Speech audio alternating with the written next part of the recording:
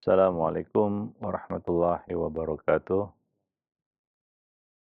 Alhamdulillah, nahmaduhu wa nasta'inuhu wa nastaghfiruh wa na'udzubillah min syururi anfusina wa sayyiati a'malina. May yahdihillahu fala mudhillalah wa may yudlil fala hadiyalah. Asyhadu an la ilaha illallah wahdahu la syarikalah wa asyhadu anna Muhammadan abduhu wa rasuluh.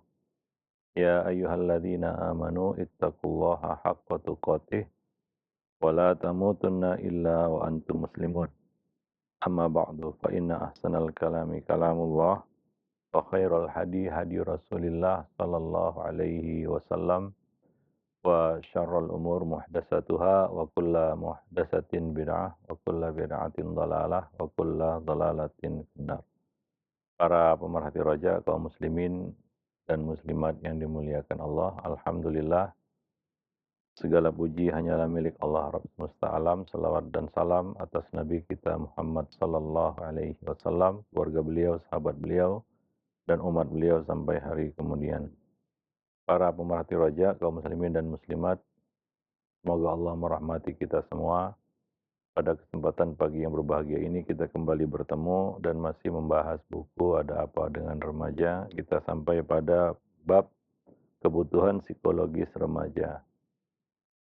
Ada beberapa hal yang diperlukan oleh para remaja dan ini sangat berpengaruh terhadap perilaku dan perkembangan remaja dalam kehidupannya.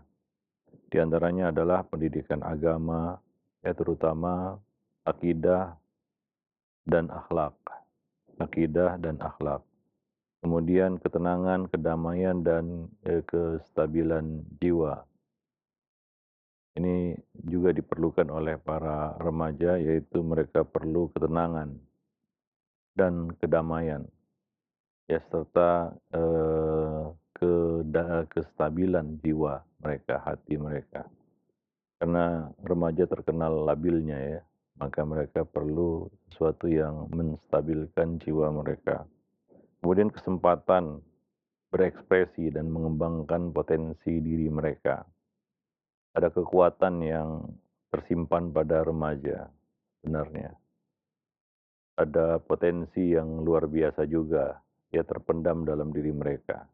Maka mereka perlu orang yang bisa mengembangkan potensi itu. Dan kita harus beri kesempatan mereka untuk menunjukkan ekspresi mereka. Ya.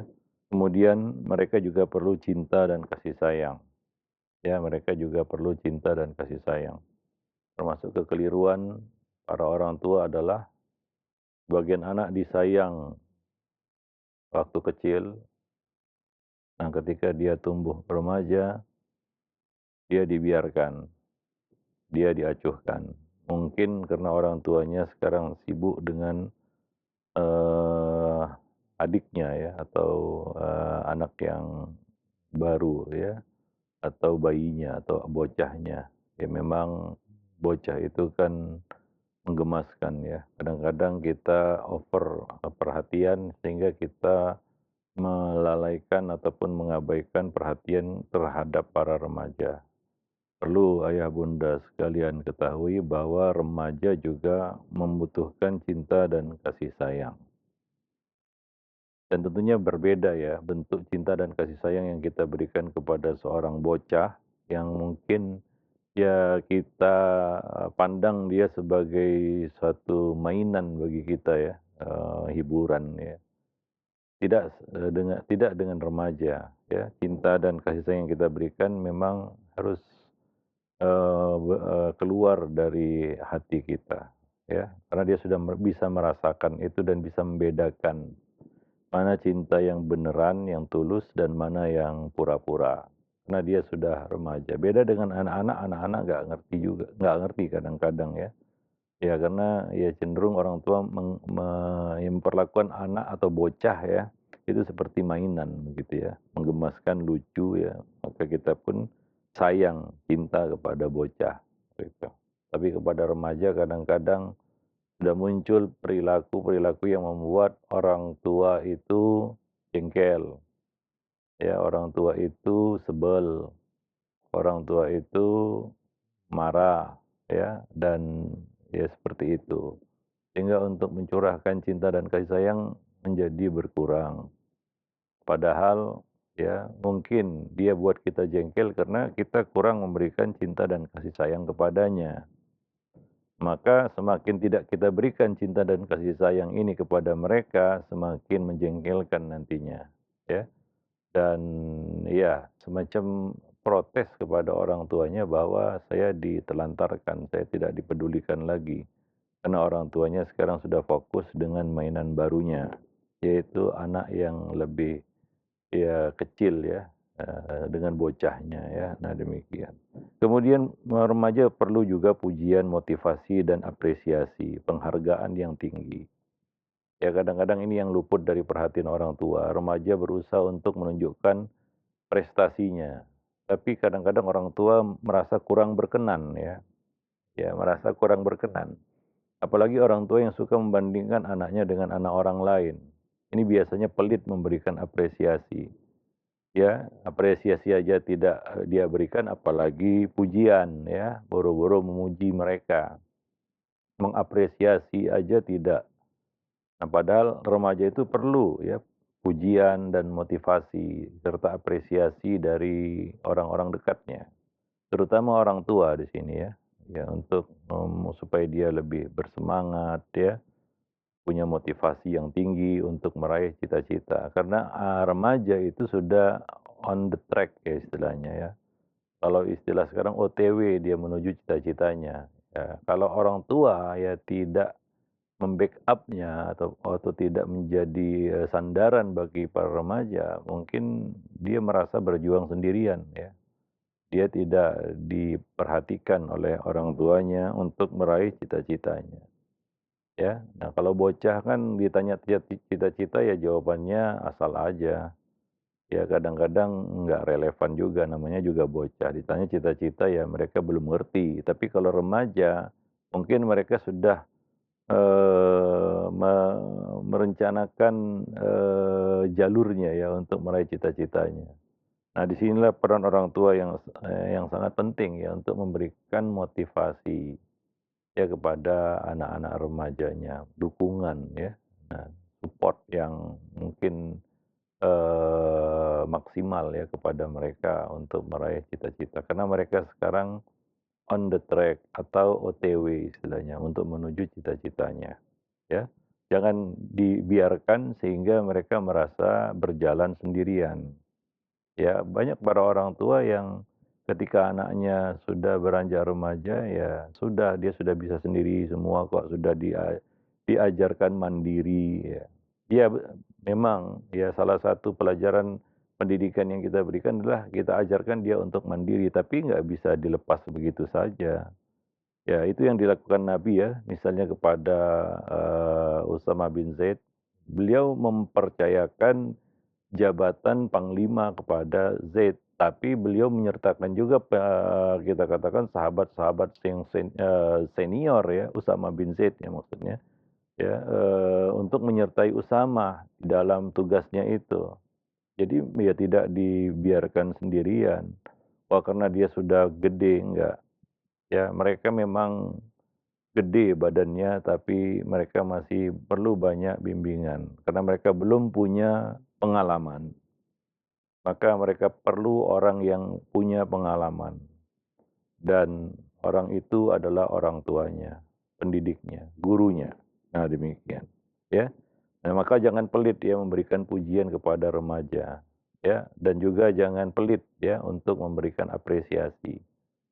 Bukan harus dalam bentuk materi, enggak. Apresiasi itu bisa verbal juga ya. Nah, atau ya apa kita katakan ya, perhatian-perhatian yang ringan kepadanya untuk menunjukkan apresiasi kita kepadanya, ya. Nah, jangan dicuekin begitu ya. Kemudian remaja juga perlu dikenal oleh orang-orang yang ada di sekitarnya. Dia perlu penerimaan, qabul ya, dihargai oleh orang-orang yang ada di sekitarnya, ya. Nah, misalnya kita katakan sering kumpul keluarga itu, remaja itu macam disisihkan begitu ya, enggak jadi pembicara, enggak jadi bahan pembicaraan, enggak dilibatkan, ya, ya dibiarkan aja begitu. Nah, jadi ya, ini perlu ya, remaja itu perlu untuk bisa diterima, qabul di tengah-tengah manusia, ya. Kadang-kadang mereka itu segan ya, karena mereka masih canggung untuk menempatkan diri di tengah-tengah manusia, misalnya di dalam keluarga saja ya. Keluarga besar lah kita katakan. Mereka masih canggung untuk menempatkan diri. Mereka juga takut salah. Ya, nanti ngomong begini salah, bersikap begini salah, apalagi orang-orang yang ada di sekitarnya itu cenderung suka menyalah-nyalahkan, begitu ya. Nah, jadi mereka semakin canggung, bahkan semakin menjaga jarak, bahkan kalau ada kumpul-kumpul itu mereka menyingkir jadinya, ya. Nah, kalaulah remaja ini tidak diterima di ya, komunitas atau di lingkungan yang dekat dengannya, bagaimana di luar nanti, ya? Apakah orang bisa menerimanya? Ya, wallahu a'lam bishawab. Orang pun menerimanya sebagai apa, ya?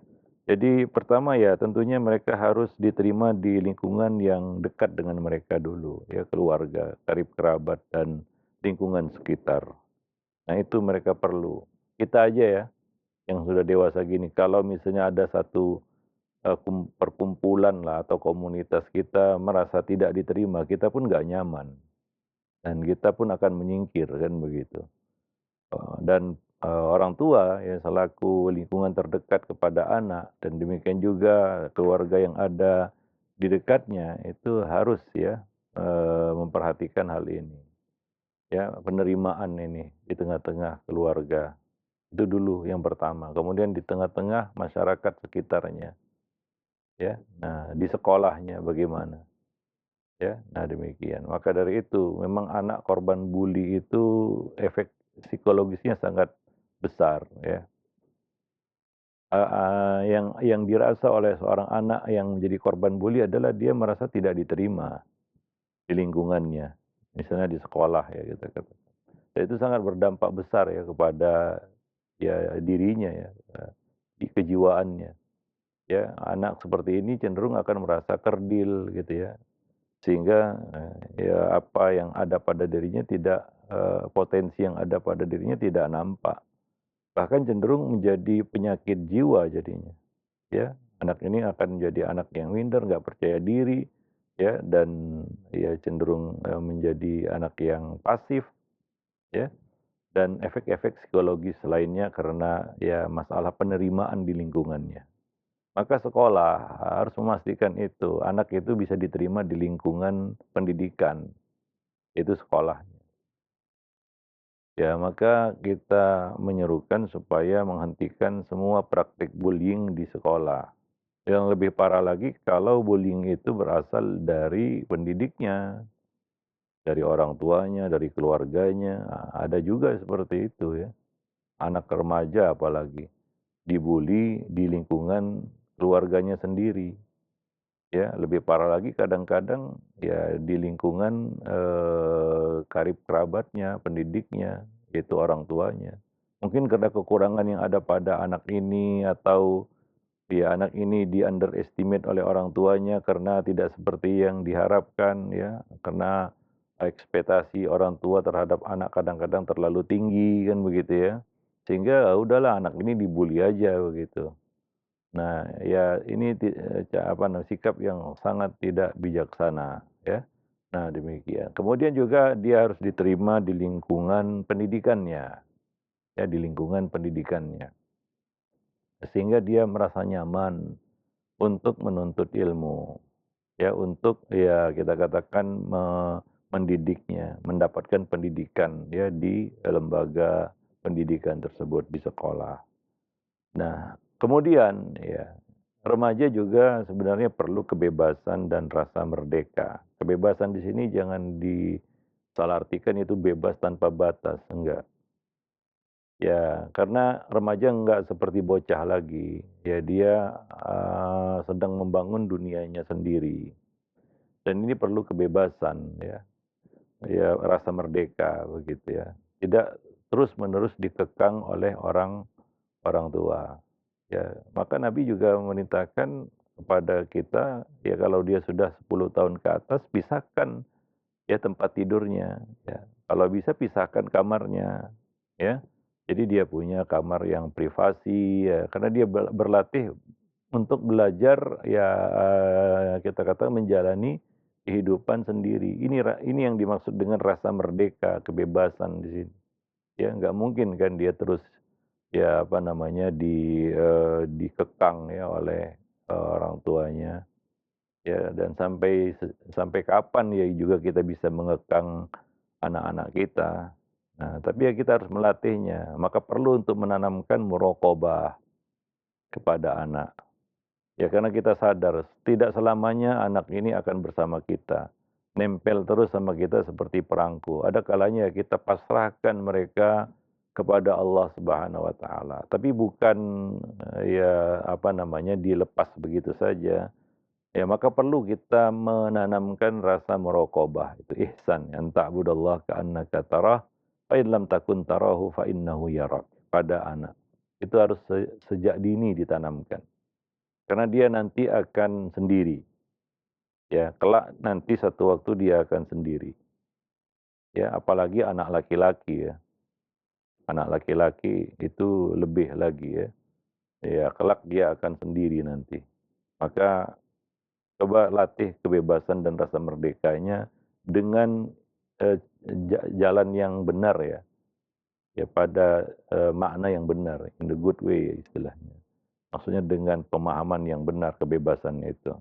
Ya, dan kita juga ya yang sudah dewasa seperti ini kan kita juga, ya akhirnya kita rasakan ya kita memang perlu kebebasan, rasa merdeka ya. Nah, ada orang dewasa yang tidak membutuhkan rasa merdeka dan kebebasan. Ya tentunya kita perlu itu ya. Nah, maka ada namanya di sana ruang privasi. Nah, kalau anak bocah yang belum, ya artinya dia masuk kamar masih boleh kan begitu ya. Tapi remaja kan sudah nggak bisa lagi, dia akan menjadi orang dewasa, ya. Nah, privasi itu perlu. Ya kita aja perlu privasi kan. Ya, itu remaja itu harus dilatih untuk bisa memahami keprivasiannya. Ya, sehingga tidak disalahartikan dan tidak digunakan secara salah. Ya, nah demikian. Ya berlatih karena dia akan sendiri begitu ya. Nah, seperti itu. Ada remaja yang nggak bisa sendiri begitu ya. Nah ini, sangat aneh misalnya sudah gede, sudah remaja belum bisa belum mau, belum berani ya tidur sendiri misalnya. Ya, selalu harus ada orang lain bersamanya, ini nggak positif ya. Ya ini nggak normal ya kalau ada remaja seperti itu. Dia nggak bisa tidur sendiri, nggak mengerti yang namanya privasi. Ya mungkin karena rasa takut yang berlebihan, nah ini salah ini, ya. Ada anak itu penakutnya luar biasa, ya nggak ada beraninya sama sekali, kadang-kadang ya sendiri di tengah hari siang bolong aja dia takut gitu, apalagi malam hari ya. Nah manusia itu perlu privasi, ada hal-hal yang mana ya orang lain nggak perlu tahu, ya. Nah demikian, bahkan ketika dia sudah berumah tangga sekalipun, kita yang sudah berumah tangga pun, ya kita perlu ruang privasi juga. Walaupun kita sudah punya pasangan hidup ya, orang yang satu-satunya yang boleh, ya kita katakan apa ya, melihat kita secara polos itulah. Ya orang tua aja nggak boleh itu.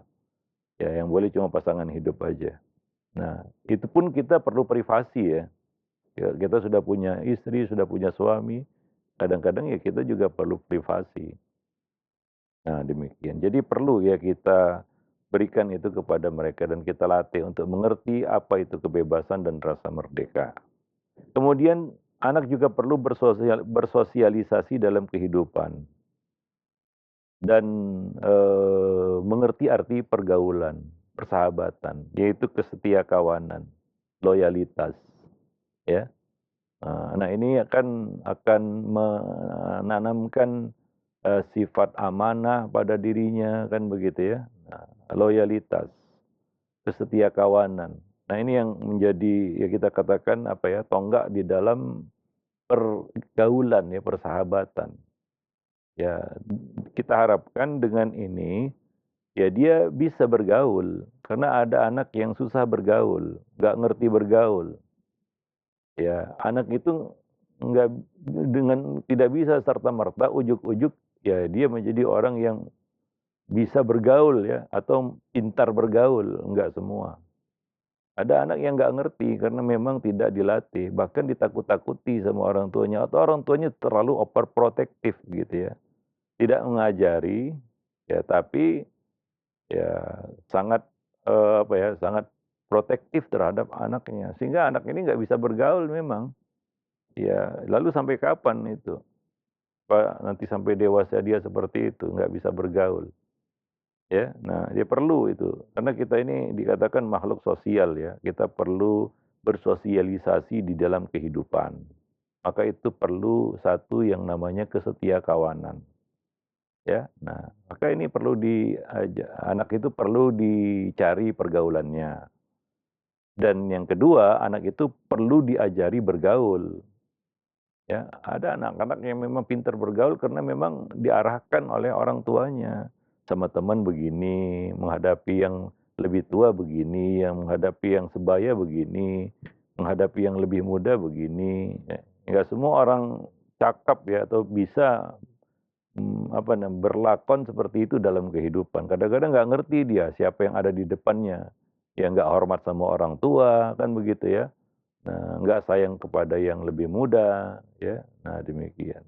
Ya, maka perlu ya diajarkan kepadanya untuk bersosialisasi dalam kehidupan. Karena mereka perlu bersosialisasi. Anak perlu bergaul. Nggak mungkin kita kurung terus dalam rumah. Ya, apalagi remaja. Remaja itu mereka bergaul bukan seperti bocah bergaul ya. Ya, pergaulan remaja itu memiliki makna yang lebih dalam lagi, bukan sekedar dia kenal, ya enggak. Kalau bocah-bocah iyalah, ya mereka belum mengerti pergaulan. Tapi kalau remaja dia sudah membentuk suatu dunia, dunianya sendiri. Ya, nah maka ya ajarkan dia bergaul, ya, bimbing dia untuk bisa bergaul, ya, dan biarkan dia untuk bergaul. Ya, wallahu alam bisawab. Nah demikian. Kemudian anak juga perlu kesuksesan dan prestasi, ya. Anak perlu kesuksesan dan prestasi. Maka jangan, eee, apa ya, menyerang anak dengan kata-kata kamu gagal," ya. Yang membuat dia berputus asa, merasa saya bukan orang sukses. Karena manusia itu sukses dengan kemampuan dan kadar yang mereka miliki masing-masing. Ya, dengan kemampuan dan potensi kadar yang kemampuan yang mereka miliki masing-masing, ya. Nah, maka jangan digambarkan dalam benak anak bahwa kamu manusia gagal, enggak. Nanti dia menjadi orang yang cepat berputus asa, ya. Nah, dan bimbing dia untuk menuju prestasi. Bagaimanapun prestasi itu, maka dalam hal ini jangan suka bandingkan anak dengan anak orang lain, atau dengan orang lain, sehingga kita seolah-olah berkata kepadanya, prestasi itu seperti si fulan baru berprestasi. Kalau kamu ini nggak ada prestasinya, nah itu kan dia akan berkecil hati. Ya, anak akan berkecil hati. Nah demikian. Wallahu alam bisawab. Nah, maka dari itu ya ini perlu ya didampingi oleh para pendidiknya ya, terutama di sekolah. Ya, nah demikian. Ya, ranking-rankingan di sekolah itu kadang-kadang ada sisi yang nggak mendidik juga. Seolah-olah kalau nggak ranking nggak punya prestasi. Jadikanlah setiap anak itu berprestasi dengan kemampuannya.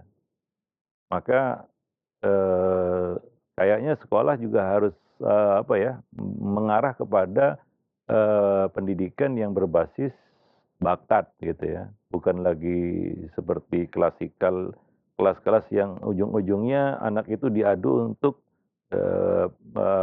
satu prestasi yang sama semuanya, nggak seperti itu kan. Apakah, kita katakan bahwa Abdullah bin Abbas tidak berprestasi karena dia tidak bisa menjadi panglima perang seperti Usama bin Zaid? Atau apakah Usama bin Zaid tidak berprestasi karena tidak bisa seperti sepinter, ya, sefaqih Abdullah bin Abbas atau yang lainnya, ya. Sahabat-sahabat, apa, remaja-remaja yang sudah kita contohkan ya pada pembahasan yang lalu pada masa Nabi sallallahu alaihi wasallam. Nabi selalu mengarahkan anak itu kepada bakatnya supaya mereka merasa berprestasi dan sukses.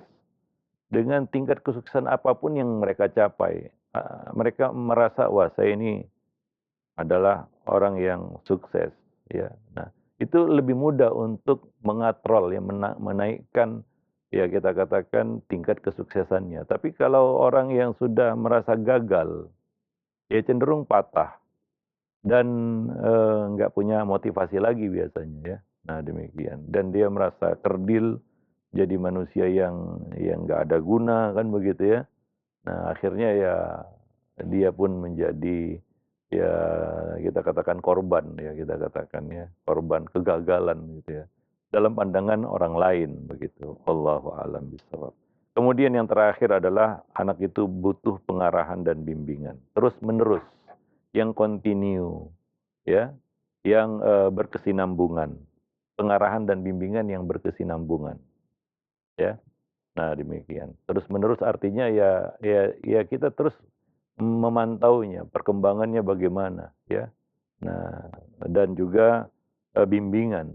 Anak-anak remaja apalagi, ya, dia perlu bimbingan dari orang yang berpengalaman, ya, orang tuanya dan guru-gurunya.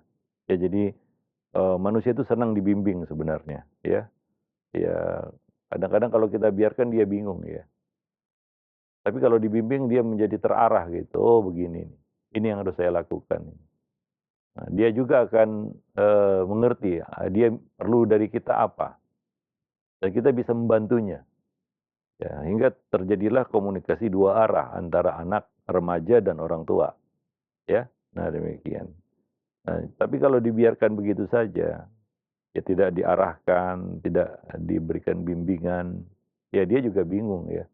Kita aja untuk menangani sesuatu yang kita nggak tahu, kemudian tanpa bimbingan ya ngaco aja kan begitu, ya, ngaco aja. Ya ngasal aja lah kata orang sekarang kan begitu, ya. Nah, tapi kalau ada bimbingan kita ngerti ini, ya. Nah, anak remaja perlu itu. Jadi bimbingan yang terus-menerus, continue, berkesinambungan. Ya bukan yang ya semangat-semangat sesaat bimbing remaja kemudian dilepas kan begitu, ya. Habis itu nggak diperhatikan lagi, ya. Ya manusia itu perlu berkembang, ya. Nah, bagaimana dia bisa berkembang kalau dia tidak diarahkan dan tidak dibimbing. Wallahu a'lam bishawab. Maka sebagai catatan di sini, ingatlah bahwa sikap kurang peduli orang tua sehingga membiarkan anak remaja mencari dan memenuhi sendiri kebutuhan psikologisnya itu berkontribusi besar terhadap krisis yang dialami oleh para remaja.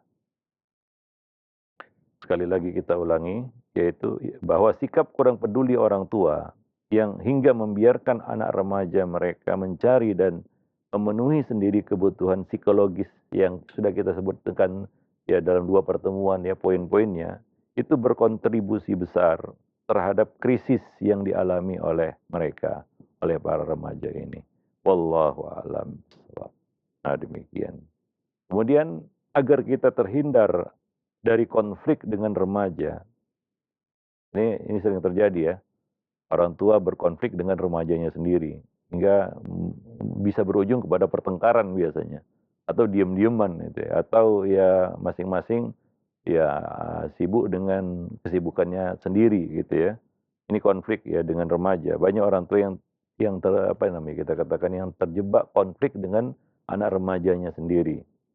Atau dan agar terhindar, ya, dari hal itu dan untuk mengurangi peristiwa yang rentan menyebabkan konflik dengan remaja, hendaknya pertama orang tua dulu, ya, dan guru juga mampu menjaga karakteristik perkembangan remaja, ya, mampu menjaga karakteristik perkembangan remaja dan memenuhi kebutuhan-kebutuhan mereka, terutama kebutuhan psikologis yang sudah kita sebutkan poin-poinnya. Oleh karena itu, ya, para orang tua dan juga guru hendaklah melakukan beberapa hal. ya hendaklah melakukan beberapa hal yang akan kita sebutkan nanti dan kita lanjutkan nanti pada pembahasan selanjutnya insyaallah. Ya, nah demikian saja materinya pada kesempatan pagi menjelang siang ini mudah-mudahan bermanfaat. Lebih dan kurang saya mohon maaf. Aqulu qauli hadza astaghfirullah li wa lakum wa lisairil muslimin innahu huwal ghafurur rahim. Nah, baik, alhamdulillah, terima kasih banyak syukran jazakallahu khair atas materi yang telah disampaikan oleh Ustaz di pagi hari ini dari pembahasan mengenai kebutuhan psikologis remaja. Tadi telah disampaikan diambil dari buku Ada Apa Dengan Remaja. Alhamdulillah, baik, selanjutnya kita akan buka sesi interaktif dan bagi Anda yang ingin bertanya silahkan perihal pembahasan kita di kesempatan pagi hari ini. Baik, yang pertama Ustaz ada pertanyaan.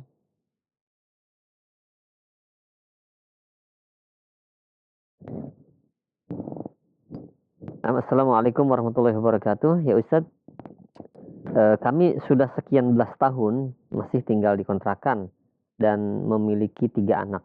Suatu hal yang tidak mungkin memisahkan tempat tidur mereka, terlebih kamar. Kontrakannya pun hanya petakan. Padahal mereka juga sudah di atas umur 10 tahun. Apakah hal tersebut akan mengganggu psikologis mereka, Ustadz? Iya, memang ada pengaruhnya ya. Terutama tadi ya, masalah privasi ya, kebutuhan privasi anak.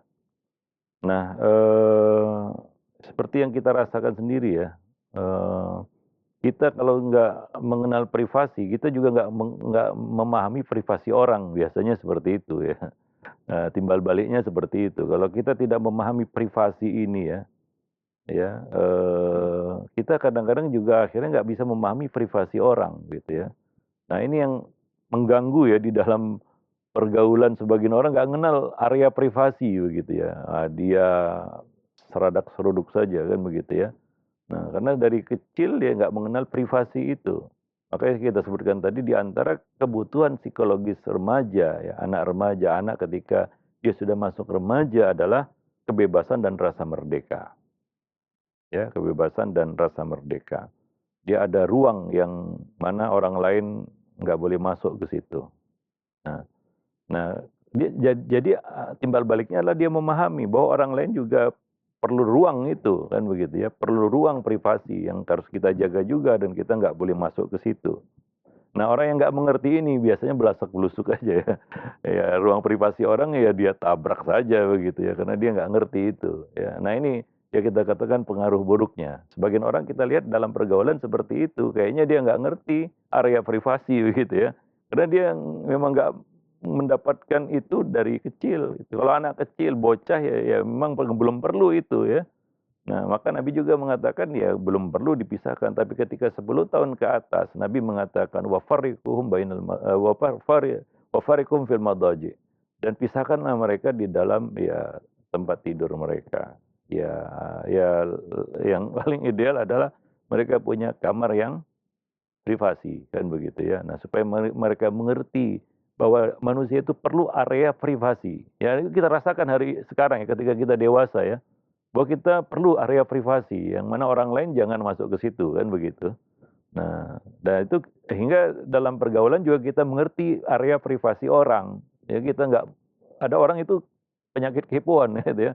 Nggak semua ditabraknya begitu ya. Nah ini orang yang mungkin dari kecil nggak diajarin begitu ya.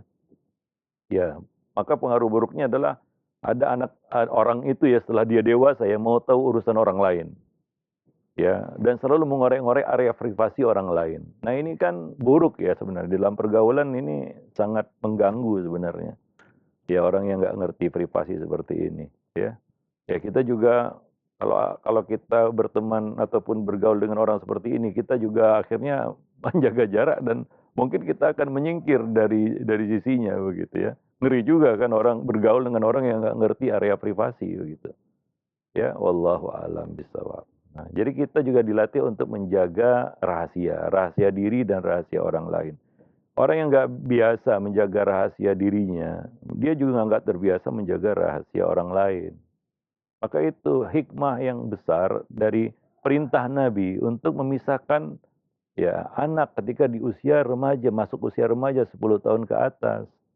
Bahwa perintah itu bukan, wah, ya gimana, ya apa perlu itu gitu. Kalau dikumpulkan aja kenapa rupanya kan kakak adik semua kan. Bukan hanya masalah ya kita katakan hal-hal yang berkaitan dengan pendidikan seksual ya. Itu kita bahas itu di dalam buku pendidikan seksual untuk anak dan remaja dalam Islam. Tapi dari sisi psikologisnya juga memang perlu dipisahkan supaya anak mengerti ya apa artinya privasi ya. Nah, manusia itu perlu rasa merdeka dan perlu kebebasan ya. Nah, demikian. Wallahu a'lam bishawab. Nah, itu salah satu pengaruh negatif ya kalau anak itu tidak dibiasakan dengan hal seperti itu. Allah. Ya. Jawaban dan penjelasannya. Demikian, dan selanjutnya ini ada pertanyaan kembali Ustadz dari hamba Allah. Ya Ustadz, Ana pernah dimintai pendapat oleh seorang remaja laki-laki yang mana ia memiliki masa lalu yang menyakitkannya. Ia dilecehkan oleh kerabatnya sendiri yang juga sesama laki-laki. Ini membuat dia jadi sangat trauma dan menjadi antisosial dan menutup diri. Sebagai orang terdekat, sikap apa yang harus kita lakukan Ustadz untuk anak ini? Dan mohon pencerahannya. Ya, trauma-trauma masa kecil ini seharusnya tidak terjadi ya. Ya. Ya. Kekerasan ataupun ya tindak kejahatan terhadap anak itu seharusnya tidak terjadi. Kalau bisa dilakukan tindakan pencegahan sebelum terjadi. Kalau itu sudah terjadi, maka ini perlu dilakukan terapi, dan terapinya tidak mudah untuk mengembalikan kepercayaan diri kan begitu ya. Untuk mengembalikan moralnya begitu ya, mentalnya itu nggak mudah. Maka harus dilakukan terapi, treatment yang terus-menerus.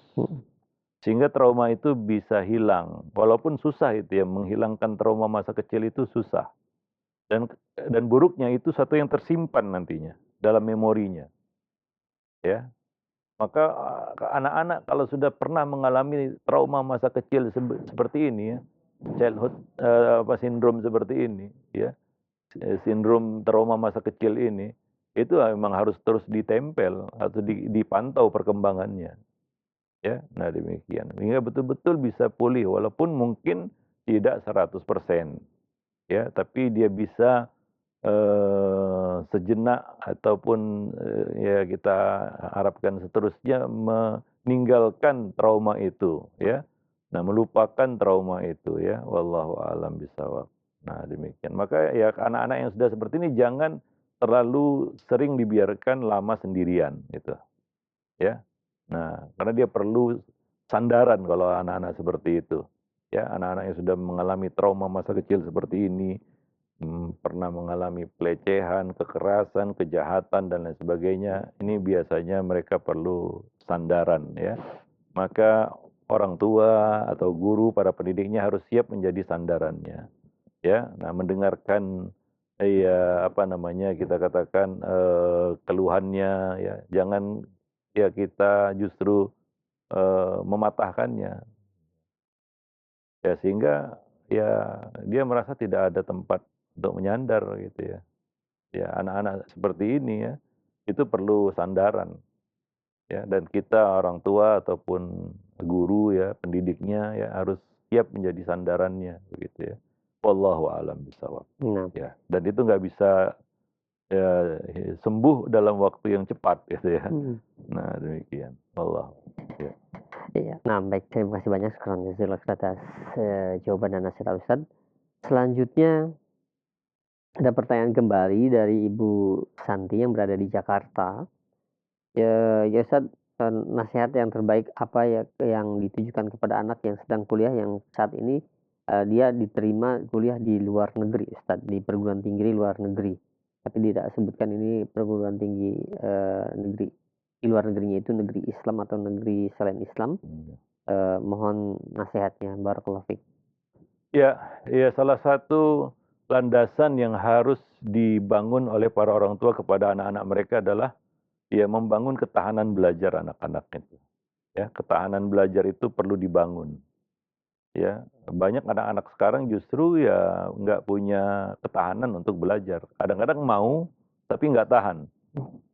Ada yang lebih parah lagi memang nggak mau belajar gitu ya. Nah, Ya, karena godaannya hari ini kan sangat besar ya, karena banyak itu flexing-flexing sekarang ini kan yang memang untuk merontokkan semangat belajar anak-anak muda begitu ya, remaja terutama. Sehingga ya mereka ingin sukses dengan cara instan, nggak mau menapaki jalannya begitu ya. Nah, akhirnya ya mereka nggak punya semangat untuk belajar. Ya, ada yang mentok belajarnya, ada yang merasa, "Wah, nggak perlu belajar."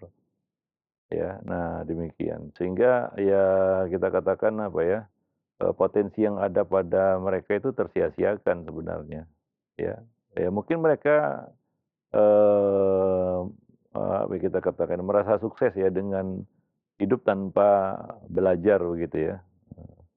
Karena mereka nggak mau sekolah ya, ada sebagian anak tuh nggak mau sekolah, maunya dagang gitu ya. Ya pedagang perlu belajar juga kan begitu ya. Ya kalau dia jadi pedagang yang nggak belajar mungkin ya mentok gitu ya. Ya tapi beda kan Iya, pedagang yang punya latar belakang pendidikan yang cukup kan begitu. iya, Nah, ya masalahnya di situ saja ya. Nah, kenapa manusia itu perlu punya ketahanan belajar gitu ya.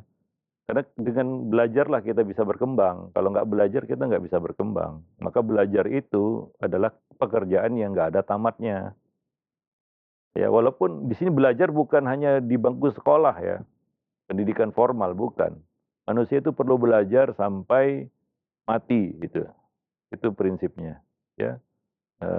Ada pepatah Arab mengatakan, "Utlubul ilma minal mahdi ilal lahdi," begitulah.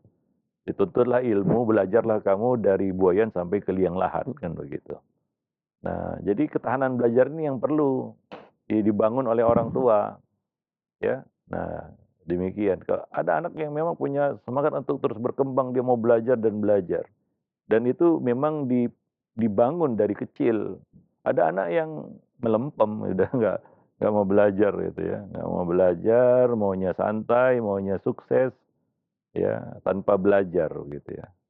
Nah ini kan ya ya kita katakan rugi dia, ya. Wallahu a'lam bishawab. Ya, nah demikian. Ya kita juga kenal manusia-manusia yang mentok sudah nggak mau belajar lagi, nggak bisa belajar lagi dan nggak mau belajar, ya mentok sampai di situ aja, nggak ada lagi ya hal-hal yang bisa kita harapkan darinya, gitu ya. Ya sudahlah sampai di situlah dia perjalanannya mungkin.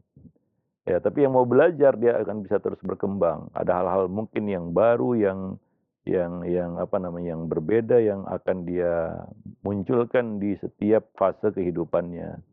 Ya, nggak ada matinya istilahnya gitu ya, seperti para ya ulama dulu ya, ya nggak ada matinya istilahnya. Terus berkarya, berbuat kan begitu ya, karena mereka terus belajar gitu ya. Karena karya itu ya juga hasil belajar. Ya, nggak mungkin dia bisa berkarya tanpa mau terus belajar, ya. Nah, ya ingat tadi ya, kita bisa berkembang karena kita masih belajar. Nah, tapi kalau nggak mau belajar lagi, nggak berkembang, udah mentok dia. Nah, anak-anak itu yang harus kita latih, kita tanamkan, kita bangun, dia itu ketahanan belajarnya. Belajar ya, bukan sekolah ya, beda ya. Mungkin dia sudah tamat sekolah, tapi dia terus belajar, ya. Nah, demikian. Wallahu a'lam bishawab. Nah, ya, untuk pendidikan formal seperti ini ya, sebagian anak punya semangat, udah kadang-kadang dia dapat ya menamatkan pendidikan formalnya dengan baik, SD, SMP, SMA, kemudian dia bisa lanjut S1, selesai S1 dia mau ya lanjut ke tingkat jenjang yang lebih tinggi dan dia mungkin nggak pernah puas untuk belajar, haus akan ilmu kan begitu ya. Nah ini satu hal yang positif. Ya, nah itu yang harus terus kita apa namanya kita ya bangun dan kembangkan pada anak-anak kita begitu ya. Nah sehingga kita tidak meninggalkan generasi-generasi yang lemah. Ya termasuk satu kelemahan adalah ya lemah ilmu gitu, lemah ilmu. Dan kita kaum muslimin hari ini perlu generasi-generasi yang ya kita katakan haus ilmu, yang mau terus belajar ya. Ya, karena ya, supaya tidak tertinggal dengan umat-umat yang lain begitu ya. Karena persaingan juga semakin ketat ke depannya. Kalau kita tidak persiapkan generasi yang mau terus belajar, kandas nanti. Kita gagal membangun generasi. Generasi yang mentok ya sudah sampai di situ aja. Ya, nah pepatah mengatakan ya, Ini ungkapan orang-orang tua kita dulu. Orang bodoh akan tetap jadi makanan orang pintar. Kayaknya pepatah itu belum belum berubah sampai hari ini. Wallahu a'lam bishawab. Orang bodoh itu tetap jadi makanan orang orang pintar. Baik. Nah demikian. Jadi anak itu ya perlu dipompa semangat belajarnya. Tapi pertanyaannya masih global ya. Dia belajar apa, di mana kan gitu ya. Nah kalau itu ya kita anggaplah ini belajar agama lah gitu kan. Dia ada prospek untuk belajar ke luar negeri mengembangkan ilmunya ya maka harus kita dukung kan begitu ya. Nah, demikian harus kita berikan semangat gitu untuk ya apa ya kita katakan mengikuti menapaki jenjang-jenjang pendidikannya yang formal ya. Nah, walaupun yang nggak harus di pendidikan formal dia belajar kan begitu ya. Ya. Wallahu a'lam bishawab. Ya. Nah, baik. Alhamdulillah, terima kasih banyak sekali jazakallahu khairan atas jawaban Ustaz. Ya masih ada beberapa pertanyaan yang masuk kembali di kesempatan pagi hari ini. Namun kami ajukan diantaranya dari Bu Lina yang berada di Jakarta dan juga penanya yang lainnya. Ya Ustaz, bagaimana mengatasi anak remaja yang sekolahnya itu sering tidak betah Ustaz? Terus terang sudah beberapa kali pindah sekolah namun tetap katanya tidak betah. Ini, ada hal seperti apakah yang menyebabkan mereka seperti itu, dan apakah memang yang bermasalah itu dari anaknya sendiri atau memang dari sekolah-sekolah tersebut? Ya banyak faktor ini ya. Faktor lingkungan sekolah itu kan begitu ya atau format pendidikannya. Ada anak yang nggak cocok mondok kan begitu ya. Ya, ya mungkin karena lingkungan yang ada di pondok itu tidak kondusif baginya kan bisa aja itu. Ya ada anak yang lebih cocok mungkin sekolah yang full day kan begitu ya atau yang pulang pergi istilahnya dia tetap dapat lingkungan rumah karena dia memang sudah comfort dengan lingkungan rumah kan begitu. Nah, dan juga karena memang orang tuanya ya memberikan bimbingan di rumah kan begitu ya. Nah, mungkin format pendidikan pulang pergi ya, dia tetap berada di rumah itu lebih baik baginya. Jadi enggak serta-merta selalu pendidikan pondok itu yang terbaik, enggak. Ya, itu kan cuma format pendidikan aja, ya. Pondok dan tidak mondok. Ya, semua itu tergantung kepada ya kita katakan pendidikan rumah, ya. Baik itu pondok maupun non pondok, pendidikan rumah itu menentukan apakah dia dapat pendidikan rumah ya atau tidak begitu. Wallahu alam bisawab. Nah, sekolah sekali lagi ya para orang tua yang ayah bunda yang dimuliakan Allah, itu cuma poros pembantu, bukan poros utama pendidikan. Ya, dia poros pembantu. Kalau yang kita maksud dari sekolah itu adalah kita ingin dapat anak itu dapat pendidikan ya, bukan selembar ijazah. Ya. Maka poros utama pendidikan ya adalah rumah. Ya, adalah rumah. Sekolah itu cuma poros pembantu yang membantu orang tua untuk mendidik anak-anak mereka. Nah, demikian ya. Nah, jadi ya boleh jadi banyak faktor-faktor yang membuat anak itu nggak betah di sekolah kan begitu. Nah, ya mungkin format pendidikannya ya atau juga ya mungkin juga memang sekolah itu tidak apa ya kita katakan ya tidak cukup kredibel ya untuk membuat suatu pendidikan bisa aja itu terjadi. Ada juga sekolah yang seperti itu kan begitu ya. Nah, atau dia tidak mendapatkan apa yang dia inginkan di sekolah itu. Gitu. Banyak sekolah yang ya kita katakan ya sebagian anak yang memang hobi belajar, menuntut ilmu dan betul gitu ya. Dapat sekolah yang lengkap cuma fasilitas olahraga aja begitu ya. Kebanyakan anak-anak itu ya lebih senang olahraga daripada membaca atau belajar. Nah, anak seperti ini kan jadi nggak betah dia. Lihat anak teman-temannya bukan lari ke perpustakaan tapi larinya ke lapangan bola gitu ya, lapangan bulu tangkis, ke kolam renang, sebagian sekolah ada kolam renangnya ya itu. Bagi dia ini apa namanya ya, nggak matching ya, nggak kena, nggak apa ya, nggak sejalan dengan minatnya begitu ya. Nah, maka dia nggak cocok di situ ya dengan lingkungan sekolah seperti itu. Ya, maka ya sekolah sekarang ini kan macam-macam.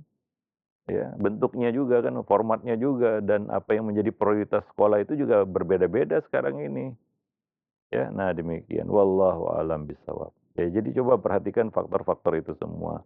Dan boleh jadi ini ada faktor lainnya juga begitu, yaitu faktor pada anak itu sendiri kan begitu, yang memang tadi kita katakan tidak punya ketahanan belajar. Jadi dia bosanan istilahnya, ya mudah patah. Dan mungkin ini karena orang tua tidak mentantingnya, artinya membimbingnya gitu, mendampingi anak itu belajar. Mungkin dia punya masalah dengan memahami pelajaran lah misalnya, ya.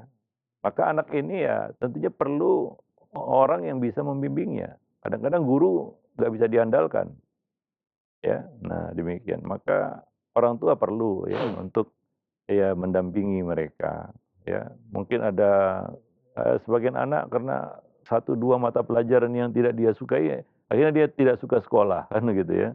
Hanya karena satu 2 mata pelajaran yang tidak dia sukai. Wallahu a'lam bishawab. Nah, mungkin yang menjadi faktor itu adalah pendidiknya guru ya di sekolah.